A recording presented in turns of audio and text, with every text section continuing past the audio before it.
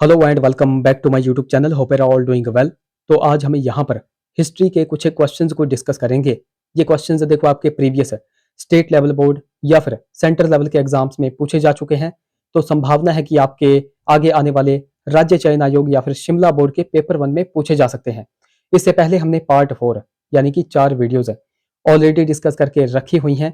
तो अगर आपने वो वाली वीडियोज अभी तक नहीं देखी है तो इस वीडियो के डिस्क्रिप्शन में जाएं, वहां पर हिस्ट्री क्वेश्चंस लक्ष्य सीरीज करके लिंक दिया गया होगा। उस लिंक पर क्लिक करके आप उन वीडियोस को देख सकते हैं। बाकी आज हम यहाँ पर पार्ट नंबर 5 को डिस्कस करेंगे और इन क्वेश्चंस को हम बिल्कुल डिटेल में डिस्कस करेंगे। बाकी देखो, अभी तक अगर आपने हमारे चैनल को सब्सक्राइब नहीं किया है तो चैनल को जरूर से सब्सक्राइब कर दें, साथ में बेल आइकन को प्रेस करना बिल्कुल भी ना भूलें। साथ में अभी तक अगर आपने इस वीडियो को लाइक नहीं किया है तो जरूर से वीडियो को भी लाइक कर दें। बाकी अगर आपका कोई भाई बहन या फिर दोस्त गवर्नमेंट एग्जाम्स की तैयारी कर रहा हो तो उनके पास भी हमारी वीडियोस को शेयर कर दिया करें। तो चलिए फिर बिना किसी टाइम वेस्ट के वीडियो को शुरू करते हैं क्वेश्चन नंबर 1 के साथ। Which of the following did not accept the subsidiary treaty. तो निम्न में से सहायक संधि स्वीकार किसके द्वारा नहीं की गई थी। तो नहीं की गई थी, आपके पास ऑप्शन दिए गए हैं। किसने जो है तो सहायक संधि को नहीं स्वीकारा था। तो यहाँ पर सबसे पहले तो आपको यही पता होना चाहिए कि ये जो सब्सिडरी ट्रीटी थी या फिर सहायक संधि थी, इसको लागू करने वाला गवर्नर जनरल कौन था। तो वह कौन था, तो वो आपको पता होना चाहिए। तो उसका नाम था वेलेजली। क्या नाम था? वेलेजली। पहले तो आपको यही ध्यान में रखना है। अब वेलेजली के द्वारा जब सब्सिडरी ट्रीटी यानी कि सहायक संधि लाई गई थी तो सहायक संधि को हैदराबाद के निजामों ने भी स्वीकारा था, जोधपुर के राजपूत राज्य ने भी स्वीकारा था, उसी तरह मैसूर के शासकों ने भी सहायक संधि को स्वीकारा था। बट ये जो इंदौर के होलकर थे, इन्होंने सहायक संधि को नहीं स्वीकारा था। इसलिए इस क्वेश्चन का देखो राइट ऑप्शन क्या हो जाएगा? ऑप्शन बी यहाँ पर करेक्ट हो जाएगा। अब इस क्वेश्चन से संबंधित जितने भी फैक्ट एग्जाम में पूछे जाते हैं या हमीरपुर बोर्ड के एग्जाम में क्वेश्चन से पूछे गए हैं वो मैं सारे के सारे आपको यहाँ पर बताऊंगा। तो सबसे पहला और सबसे बेसिक सा क्वेश्चन आपसे पूछा जाता है कि ये जो सहायक संधि है, तो सहायक संधि का सबसे पहले विचार किसको आया था। तो सहायक संधि का सबसे पहले विचार आया था डुप्ले को। ये आपको पता होना चाहिए। और ये डुप्ले कौन था? तो यह एक फ्रांसीसी गवर्नर था। तो मैंने आपको अभी क्या बताया कि सहायक संधि का सबसे पहले विचार जो है तो किसको आया था? डुप्ले को आया था। या फिर हम इसको कह सकते हैं कि सहायक संधि का जनक किसे कहा जाता है? तो वो भी डुप्ले को ही कहा जाता है। तो पहला पॉइंट आपका यहां से क्लियर हो गया। दूसरा क्वेश्चन आपसे पूछा जाता है कि सहायक संधि लागू करने वाला गवर्नर जनरल कौन था। वो मैंने आपको अभी यहां पर बताया था। तो वह कौन था? तो वो था वेलेजली। तो दो क्वेश्चंस में आपको कंफ्यूज किया जाता है। पहला क्वेश्चन आपसे पूछा जाता है सहायक संधि का जनक या फिर सहायक संधि का सबसे पहले विचार, तो वो आया था डुप्ले को। बट जब भी आपसे पूछा जाएगा कि सहायक संधि लागू करने वाला गवर्नर जनरल कौन था, तो वो हो जाएगा वेलेजली। अब वेलेजली का शासनकाल आपको पता होना चाहिए। तो यह गवर्नर जनरल कब से कब तक बना रहा था? तो 1798 से लेकर के 1805 तक यह गवर्नर जनरल रहा था। अब इसके द्वारा जो है तो सहायक संधि यहाँ पर लाई गई थी। तो एक क्वेश्चन एग्जाम में बनता है कि सहायक संधि को स्वीकार करने वाला पहला राज्य कौन सा था। तो वह पहला राज्य कौन सा था? तो वो था हैदराबाद, जो कि ऑप्शन ए में देकर के रखा है। अब हैदराबाद में सहायक संधि को कब स्वीकारा था? तो 1798 में। डेट्स पर देखो आपको ज्यादा फोकस रखना है। मैं आपको बार बार यहाँ पर बोल रहा हूँ कि डेट्स पर ही आपको ज्यादा फोकस रखना है। अगर कोई बच्चा ग्रेजुएशन लेवल के एग्जाम्स की तैयारी कर रहा है, चाहे वह टीजीटी हो या फिर सेक्रेटरीट क्लर्क भी आगे आने वाला एग्जाम है, उनके लिए अगर कोई बच्चा तैयारी कर रहा है तो डेट्स पर देखो आपको ज्यादा फोकस रखना है। तो सहायक संधि स्वीकार करने वाला पहला राज्य कौन था? तो वो था हैदराबाद, जो कि 1798 में इसने जो है तो स्वीकार की थी। हैदराबाद के बाद आता है नाम मैसूर का। तो मैसूर ने कब जो है तो सहायक संधि को स्वीकारा था? 1799 की बात है। तो 1799 की यह बात हो गई। ऑप्शन ई सी में हमने देखा जोधपुर। जोधपुर के राजपूत राज्यों ने भी जो है तो सहायक संधि को स्वीकारा था। तो इन्होंने कब जो है तो स्वीकारा था? तो 1818 में इन्होंने जो है तो सहायक संधि को स्वीकार कर लिया था। तो ये 3-4 पॉइंट्स मैंने आपको यहाँ पर बताए जो कि आपको पता होने चाहिए। कुछ और भी यहाँ पर पॉइंट्स बनते हैं, जैसे कि अवध। अवध ने कब जो है तो सहायक संधि को स्वीकारा था? तो 1801 की यह बात है। उसी तरह पेशवा आपसे पूछा जाता है। तो पेशवा हो गए, एक हो गए भोंसले हो गए, और एक आपसे पूछे जाते हैं सिंधिया। इन तीनों का भी आपको देखो ध्यान में रखना है। ये 4 क्वेश्चंस बहुत बार एग्जाम में बनते हैं। तो अवध के द्वारा जो है तो 1801 में सहायक संधि को स्वीकारा था। पेशवाओं के द्वारा 1802 में सहायक संधि को स्वीकार लिया गया था।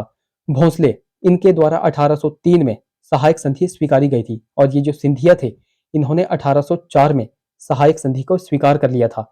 तो यहाँ पर आपको सारे के सारे पॉइंट्स पता चल गए। पेशवा हो गए, भोंसले हो गए, सिंधिया हो गए, ये आपको पता चल गया इन्होंने सहायक संधि स्वीकारी थी। बट ये जो इंदौर के होलकर थे, इन्होंने सहायक संधि को नहीं स्वीकारा था। यही आपको यहाँ पर ध्यान में रखना है।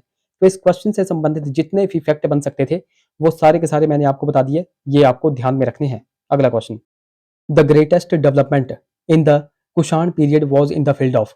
तो कुषाण काल में सबसे बड़ा विकास किस क्षेत्र में हुआ था? अब ये क्वेश्चन जो है तो एग्जैक्ट हमीरपुर बोर्ड में पूछा गया है, तो ये आपको ध्यान में रखना है।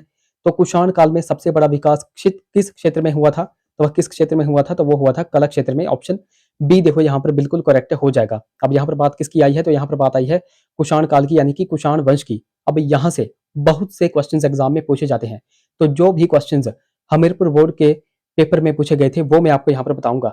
जैसे कि सबसे पहला क्वेश्चन यहाँ पर बनता है, ये जो कुषाण वंश था, तो कुषाण वंश के लोग जो है तो कहाँ से आए थे? तो पहले तो आपको यही ध्यान में रखना है कि यह चीन से आए थे। चीन की यूची जाति थी, तो उनसे यह संबंधित थे, ये आपको पता होना चाहिए। और इन्हीं को जो है तो तुषारी लोग भी कहा जाता था। तो 2-3 फैक्ट मैंने आपको बताए। कुषाण वंश कहाँ से आया था? तो यह चीन की यूची जाति से संबंधित थे और इन्हीं को तुषारी लोग भी कहा जाता था, ये आपको पता चल गया।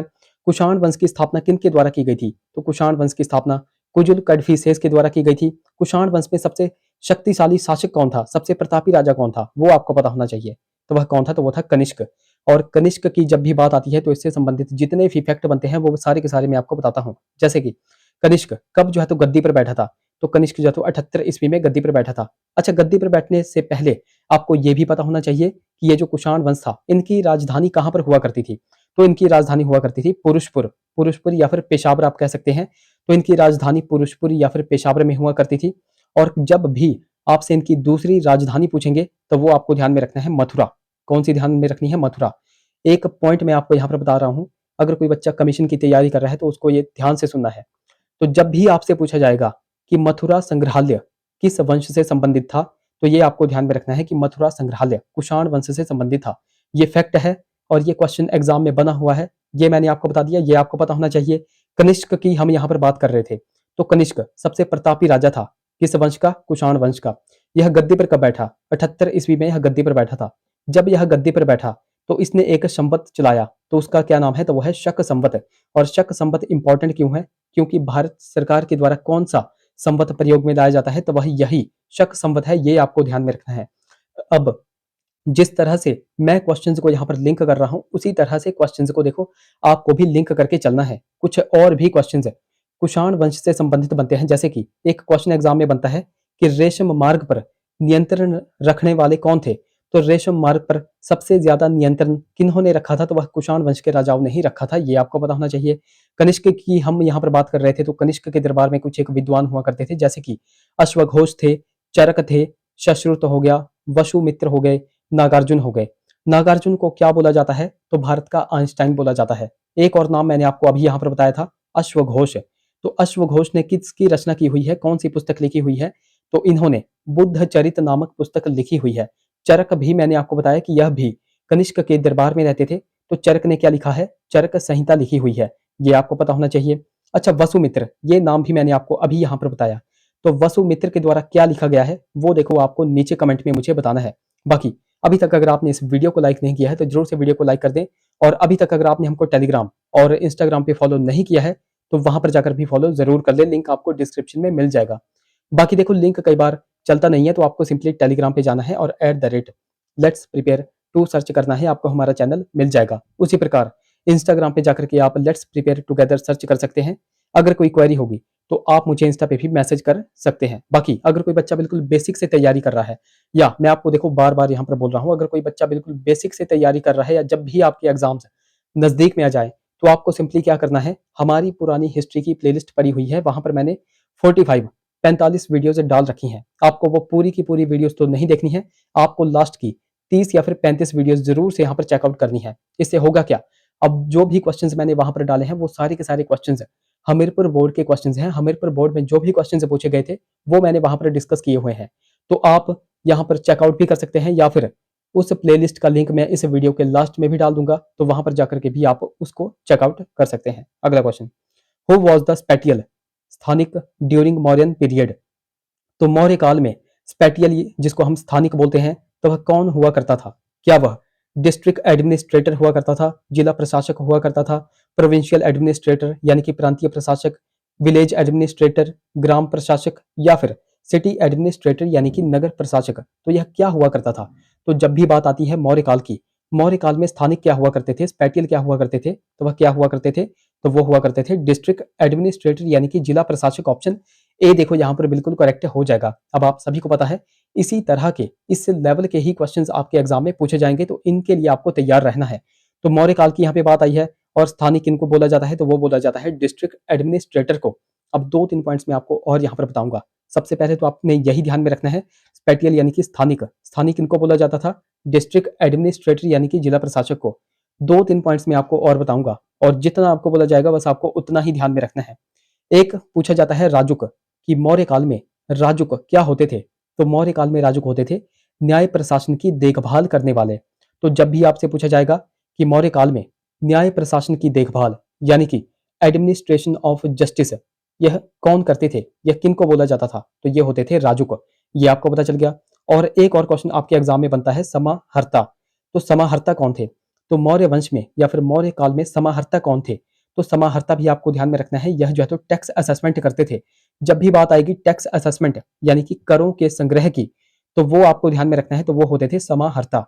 ये 3 पॉइंट मैंने आपको बताए, एक मैंने राजुक बता दिया, एक मैंने आपको समाहर्ता बता दिया और एक मैंने आपको स्थानिक बता दिया। बस ये 3 ही आपको ध्यान में रखने हैं, ये 3 ही बहुत बार एग्जाम में पूछे जाते हैं।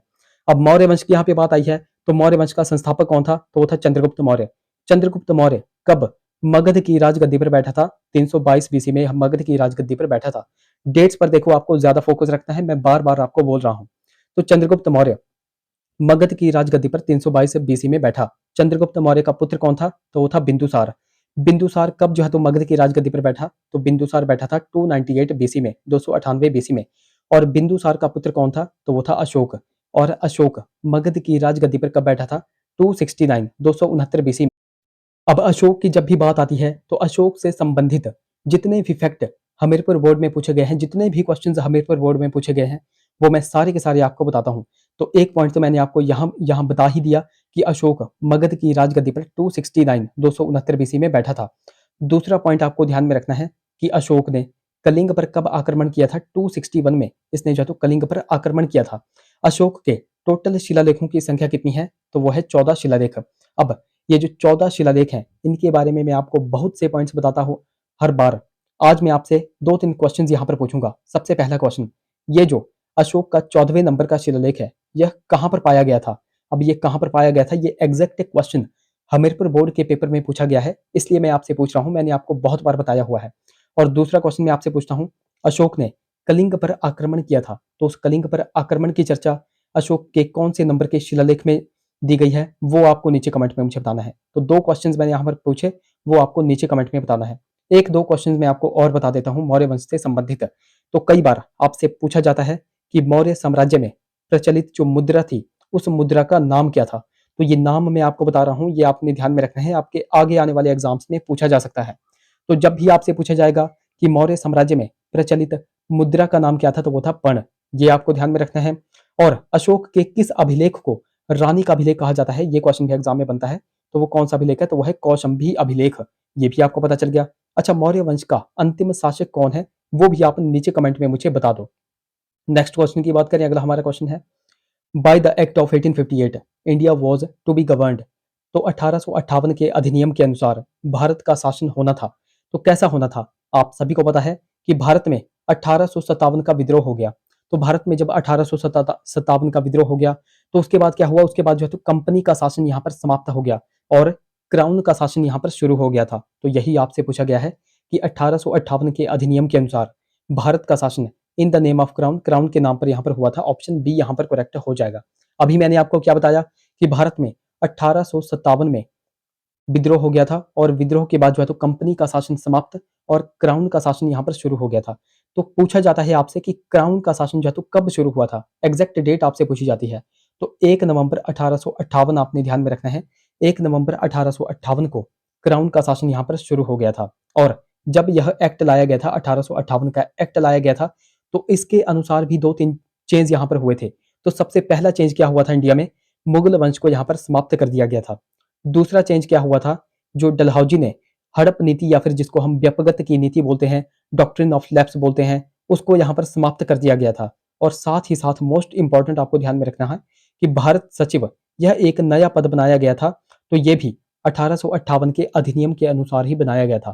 तो ये 3-4 फैक्ट मैंने आपको यहाँ पर बताए जो कि आपको पता होने चाहिए। 1857 की क्रांति की बात आ ही गई है, तो यहाँ से भी कुछ एक क्वेश्चन बनते हैं, वो सारे के सारे क्वेश्चन मैं आपको बताता हूँ। जैसे कि सबसे पहला और सबसे बेसिक सा क्वेश्चन, जब 1857 की क्रांति हुई थी उस समय गवर्नर जनरल कौन हुआ करता था? तो वह कौन हुआ करता था? तो वो था कैनिंग। ये आपको ध्यान में रखना है। और कैनिंग गवर्नर जनरल हुआ करता था, आप सभी को पता है। फिर उसके बाद 1858 में कंपनी का शासन समाप्त और क्राउन का शासन शुरू हो गया। उसके बाद भारत का पहला वायसराय भी कैनिंग को ही बनाया गया था, ये भी आपको पता होगा।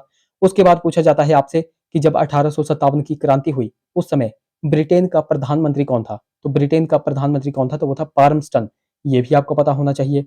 और जब 1857 की क्रांति हुई थी तो उस समय भारत का मुगल बादशाह कौन था? तो मुगल बादशाह भी आपको पता होना चाहिए, तो वो था बहादुर शाह सेकंड, जिसको हम बहादुर शाह जफर बोलते हैं। तो ये 3-4 फैक्ट हैं जो कि आपको पता होना चाहिए। यहाँ से भी क्वेश्चंस एग्जाम में पूछे जाते हैं। बाकी वीडियो अगर आपको हेल्पफुल लग रही होगी तो जरूर से इस वीडियो को लाइक कर दें। अगले क्वेश्चन की बात करें, बाकी क्वेश्चंस का लेवल आपको कैसा लग रहा है वो देखो आप नीचे कमेंट में हमें बताना कि क्वेश्चंस का लेवल आपको कैसा लगा। Who spoke at the stroke of midnight when the world sleeps India awakes to life and freedom? तो किसने कहा था आधी रात को जब दुनिया सो रही होती है भारत जीवन और स्वतंत्रता के लिए जागता है? तो यह किन्होंने कहा था? क्या यह सुभाष चंद्र बोस ने कहा था, महात्मा गांधी ने कहा था, जवाहरलाल नेहरू या फिर राजगोपालाचारी? तो यह किन्होंने कहा था? तो ये कहा था जवाहरलाल नेहरू ने। ऑप्शन सी यहाँ पर करेक्ट हो जाएगा। अब देखो इस तरह की स्टेटमेंट्स भी बहुत बार एग्जाम्स में पूछी जाती हैं, ये आपको पता होना चाहिए। ऑप्शन सी यहाँ पर करेक्ट हो जाएगा, जवाहरलाल नेहरू ने यह स्टेटमेंट कही थी। अब ये स्टेटमेंट पंडित नेहरू के द्वारा कब कही गई थी वो भी आपको पता होना चाहिए। तो ये इनके द्वारा जो है 14 या फिर 15 अगस्त 1947 की यह बात है। 14 या फिर 15 अगस्त 1947 की आधी रात को यह स्टेटमेंट इनके द्वारा दी गई थी। ये भी आपको पता होना चाहिए। इस तरह के फैक्चुअल क्वेश्चंस भी बहुत बार एग्जामिनर जो है तो पूछ लेता है। अब पंडित नेहरू की यहाँ पे बात आई है, तो पंडित नेहरू की कुछ एक बुक्स मैं आपको बता देता हूँ। जैसे कि इनकी एक फेमस बुक है द डिस्कवरी ऑफ इंडिया, ये आपको पता होनी चाहिए। और एक और इनकी फेमस पुस्तक है ग्लिम्पसेस ऑफ वर्ल्ड हिस्ट्री, और साथ ही साथ a bunch of old letter. तो जवाहरलाल नेहरू की कुछ एक पुस्तकें हमने देखी, the discovery of India, a bunch of old letters, glimpses of world history. 3 पुस्तकें मैंने आपको बताई, ये तीनों की तीनों आपको ध्यान में रखनी है। अच्छा, ऑप्शन ए में है नेताजी सुभाष चंद्र बोस। इनकी एक पुस्तक है जो कि इंपॉर्टेंट है और बहुत बार एग्जाम में बनती है। इनकी पुस्तक का नाम है द इंडियन स्ट्रगल। उसी तरह ऑप्शन बी में है महात्मा गांधी। तो महात्मा गांधी की भी कुछ एक पुस्तक है, जैसे कि हिंद स्वराज हो गई, माई एक्सपेरिमेंट विद ट्रुथ हो गई। तो ये भी कुछ एक पुस्तकें आपको ध्यान में रखनी है। अच्छा, यहाँ पर मैं आपसे एक क्वेश्चन पूछता हूँ। क्वेश्चन ये है, माई ट्रुथ पुस्तक जो है तो किन्होंने लिखी है वो देखो आपको नीचे कमेंट में मुझे बताना है। अगले क्वेश्चन की बात करें, सरदार वल्लभ भाई पटेल वॉज इक्वेटेड विद। तो सरदार वल्लभ भाई पटेल की बराबरी की जाती है या फिर सरदार वल्लभ भाई पटेल को क्या कहा जाता है? तो क्या इनको मैजिनी कहा जाता है, कैवोर कहा जाता है, गैरीबाल्डी कहा जाता है या फिर बिस्मार्क कहा जाता है? तो आप सभी को पता है कि सरदार वल्लभ भाई पटेल को भारत का बिस्मार्क कहा जाता है। ऑप्शन डी यहाँ पर करेक्ट हो जाएगा। और भारत के बिस्मार्क के साथ साथ इनको एक और नाम की संज्ञा दी जाती है, तो वह कौन है? Iron man of India. तो आयरन मैन ऑफ इंडिया हो गए या फिर भारत का बिस्मार्क, यह किनको कहा जाता है? तो ये कहा जाता है सरदार वल्लभ भाई पटेल को। अब कुछ और भी उपाधियां हैं, कुछ और लोगों को दी गई हैं, वो भी आपसे पूछी जाती हैं। जैसे कि फ्रंटियर गांधी, ये किनको कहा जाता है? तो फ्रंटियर गांधी कहा जाता है खान अब्दुल गफ्फार खान को। ये आपको पता चल गया। अच्छा, महात्मा गांधी की ही यहाँ पे बात कर लेते हैं, जहां पर आप कंफ्यूज होते हो। तो कई बार आपसे पूछा जाता है कि महात्मा गांधी को महात्मा की उपाधि किन्होंने दी थी?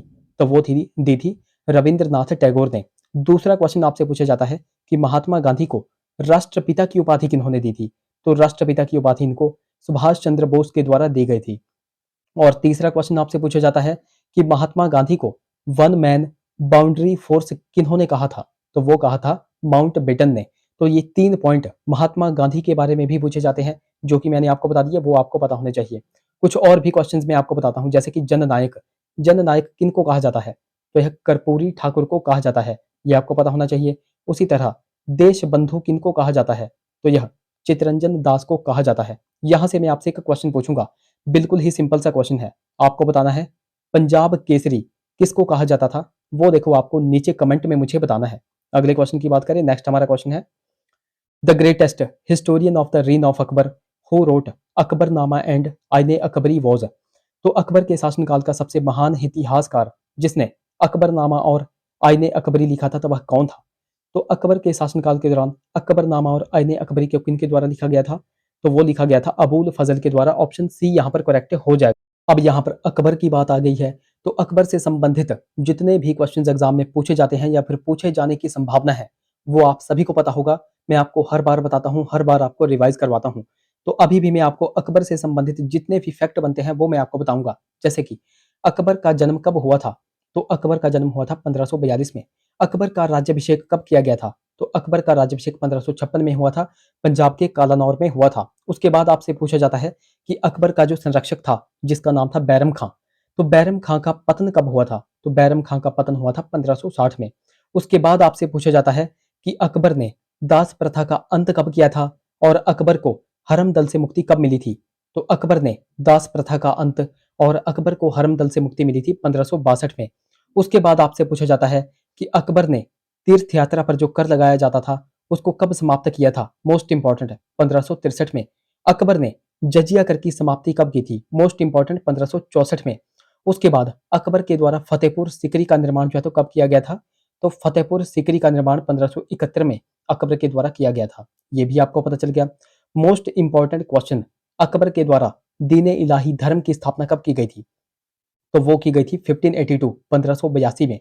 और मैं आपको हर बार बताता हूँ कि दीन इलाही को स्वीकारने वाले कितने लोग थे, दीन इलाही धर्म से जुड़ने वाले टोटल लोग कितने थे? तो वो थे 18 लोग। तो ये आपको ध्यान में रखना है। इस तरह के फैक्ट भी बहुत बार एग्जामिनर आपसे पूछ लेता है। तो दीन इलाही धर्म की स्थापना 1582 में हुई थी। दीन इलाही धर्म में टोटल मेंबर कितने थे? तो वो थे 18 मेंबर। और इनमें इकलौता हिंदू कौन था? तो वो था बीरबल। ये भी मैं आपको बार बार बताता हूँ। और मोस्ट इंपॉर्टेंट, अकबर की मृत्यु कब हुई थी? तो 1605 में अकबर की मृत्यु हुई थी।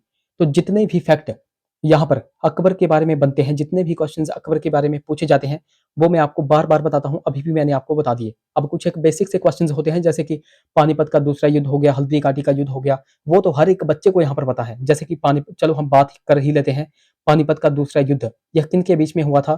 तो यह हेमू और अकबर के बीच में हुआ था। अच्छा, कब हुआ था? डेट देखो, आपको ज्यादा फोकस रखना है, वो आप नीचे कमेंट में मुझे बताओगे। बिल्कुल सिंपल सा क्वेश्चन है। तो पानीपत का दूसरा युद्ध हेमू और अकबर के बीच में हुआ था। अकबर यहाँ पर जीत गया था। और ये युद्ध कब हुआ था वो आप नीचे कमेंट में मुझे बताओगे। उसी तरह हल्दी घाटी का युद्ध, यह मेवाड़ के राणा प्रताप और अकबर के बीच में हुआ था। और यहाँ पर भी अकबर जीत गया था। अब ये युद्ध हुआ कब था वो भी आपको देखो नीचे कमेंट में मुझे बताना है। तो देखो गाइज, ये थे हमारे कुछ एक क्वेश्चंस। आई होप वीडियो आपको इन्फॉर्मेटिव लगी होगी। बाकी जो हमारी पुरानी हिस्ट्री की टोटल 45 वीडियोस हमने प्रीवियस बिल्कुल डिटेल में डिस्कस की हुई हैं, जो हमने हमीरपुर बोर्ड के क्वेश्चंस डिस्कस किए हुए हैं, वो आप अभी स्क्रीन पर भी देख सकते हैं। तो यहाँ पर क्लिक करके भी आप उन वीडियोस को चेकआउट कर सकते हैं। तो ये थे हमारे कुछ एक क्वेश्चंस। आई होप वीडियो आपको इन्फॉर्मेटिव लगी होगी। अगर वीडियो अच्छी लगी है तो जरूर से वीडियोस को लाइक करें, शेयर करें, चैनल को सब्सक्राइब करें तथा बेल आइकन को प्रेस करना बिल्कुल भी ना भूलें। तो चलिए मिलते हैं अगले वीडियो में। Till then take care.